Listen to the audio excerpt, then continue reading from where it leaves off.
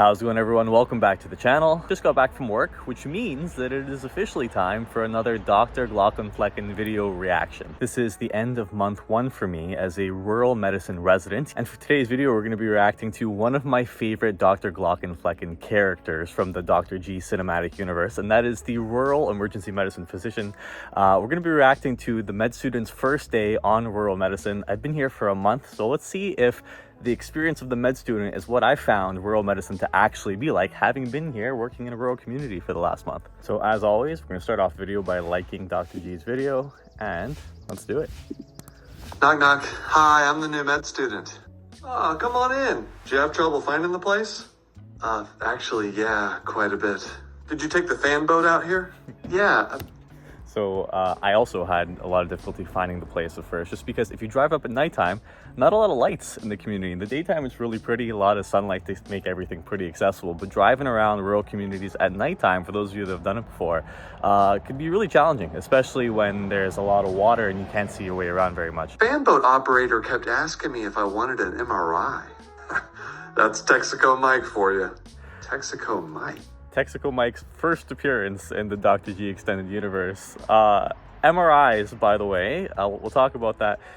You would like to have a fanboat operator offer an MRI, but as it turns out, many places here, MRIs don't exist. It's like a unicorn or a Sasquatch or a Chupacabra. It's a cryptid out here. And there are many places without MRIs. Our hospital that I'm working at right now, no MRI, no CT, no X-ray access after 8 o'clock. Ultrasounds are gone after 5 p.m.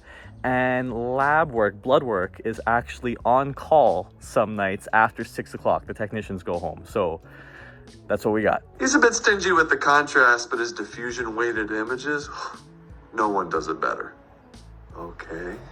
Anyway, welcome to rural medicine. What do you want? Could you imagine the look of embarrassment on my face the first time I tried to order an ultrasound at like 7 o'clock at night, and the nurses just looked at me like, these damn city doctors, there's no ultrasound. They just go home. The techs go home after 5, so it's impossible to get one, right? For what it's worth, though, if we do need urgent imaging, we have the option to either load someone into an ambulance and take them about 30 to 35 minutes to the next major academic hospital, which from here would be Owen Sound, or you have the option to drive yourself. But that's what we do if you need something done urgently. And I'm going to go out on a limb here and think that some of you might have a hard time believing that. Certainly, I don't know if I would have believed it even 4 or 5 years ago. I just thought that every hospital would have access to what you would think are the basic necessities, but it's not true. There are many hospitals here right now in Ontario that are just closed on the weekend because there's no staff.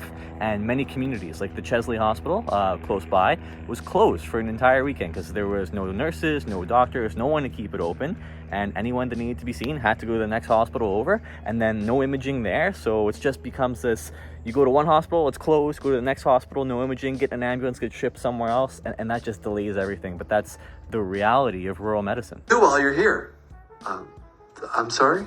Deliver a baby, fix a broken leg, admit a patient with sepsis, do a central line, mental health counseling. Hey, what do you want to do?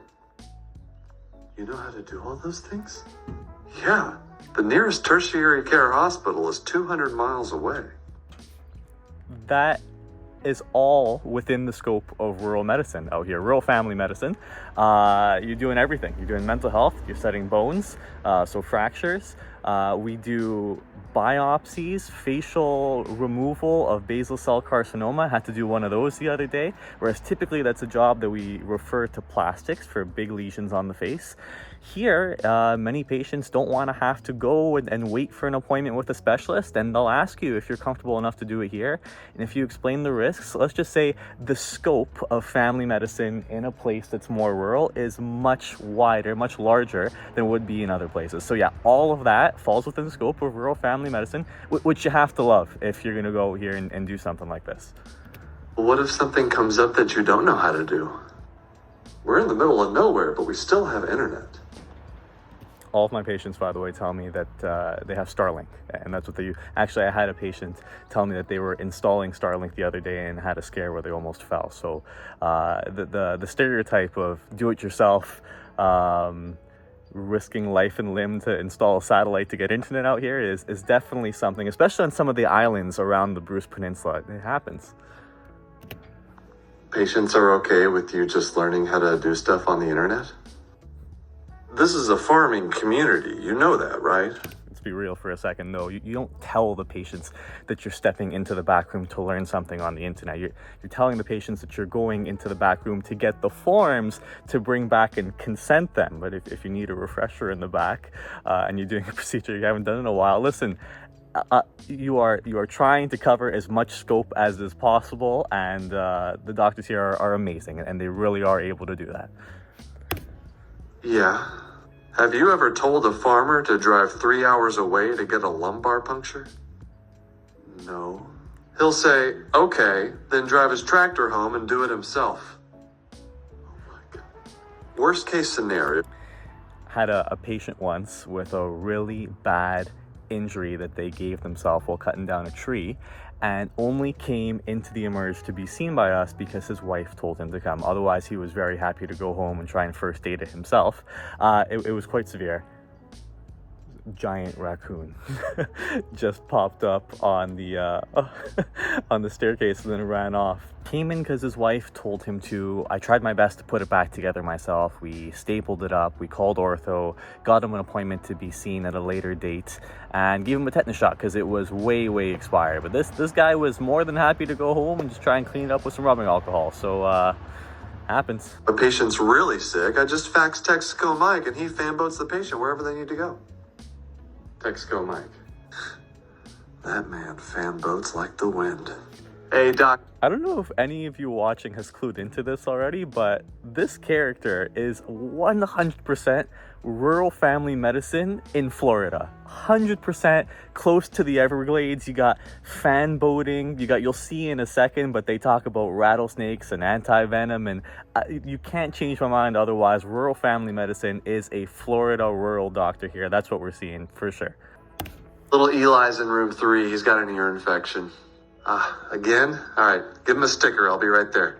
Hey, Doc, Jimmy from down the road. He's in room 7. He's feeling a little bit dizzy. Yeah, check his blood sugar. Tell him I'll be in there in a bit.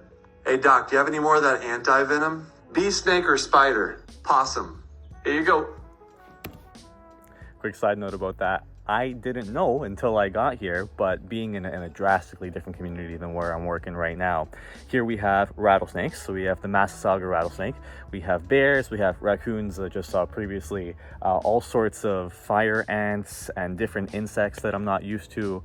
But we actually stock rattlesnake venom. The closest rattlesnake venom place that carries it here is in a community called Lion's Head, which is 25 minutes away. So if you get bit here, the antivenom needs to be brought over from Lion's Head, and on average, because I asked about this, I haven't treated someone with it yet, but you need 10 vials, the average person, because Massasauga rattlesnake venom is hemotoxic. It's actually a mixture of neuro and hemotoxic venom, but for the most part causes damage because of hemolysis. But on average, you need 10 vials of antivenom for rattlesnake, and each vial costs $2,600. So the average treatment is about $26,000 plus the hospital fees. There was a story about someone that came to Canada on vacation, and the bill from a rattlesnake bite was, I believe, over $50,000, $50,000 to $100,000, and I'm not sure if they had insurance. But the really interesting part about all of this is that supposedly 50 to 60% of everyone that gets bit by a rattlesnake here is a male within the age group of 20 to 30, and supposedly it's become a game here where people try and pick up the rattlesnakes by the tail. Don't do that. Number one, it's expensive. Number two, it's a pain in the butt. The antivenom is in the next community over. Thanks. Wait, possums have venom? Our possums do. Excuse me, Doctor, Sally's on the phone. She wants to know when you're going to deliver the mail. Couple hours. You also deliver the mail? Yeah, who else is going to do it? All right, why don't you go see that kid? I have a mayoral re-election debate to prepare for. You're the mayor? Huh, for now.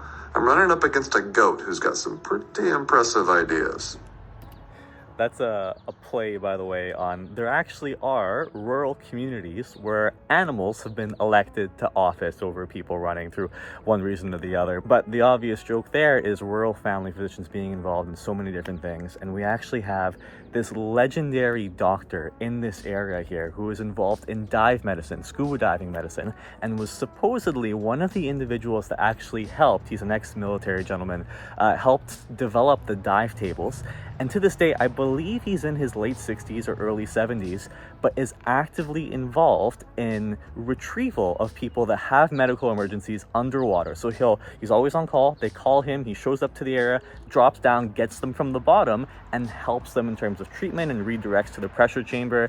It's incredible, because if you think about it, especially when someone has a dive accident about 100 feet down or 150 feet down, paramedics are not trained to go down there and get those people. So really great to have him here. But that is it. I will say that this particular Dr. Glaucomflecken video hits home right now. I am seeing this in real time. I am working at a hospital without any internists at all. There's no internal medicine doctors that work at the hospital. We have a surgeon that's there only during the daytime for colonoscopies. And if you are working in the emergency department at nighttime, you are responsible as one doctor for the emergency room and all of the inpatients. And when it gets really, really busy, you do what you can. And that is actually one of the best parts about rural medicine. It is super high adrenaline all the time. The job satisfaction that you get is incredible, and many people are very appreciative to have you in the community and helping out. I've thoroughly been enjoying my time here, but it's insane to see the scope of what you get to cover here.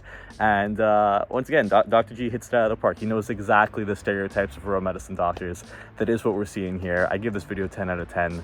I'll see you guys all in the next one. Everyone take care.